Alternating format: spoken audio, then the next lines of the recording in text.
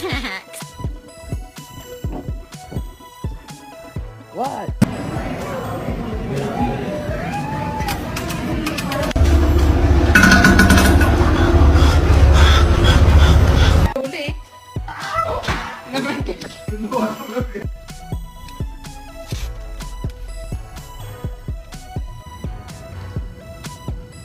Aren't you supposed to do something?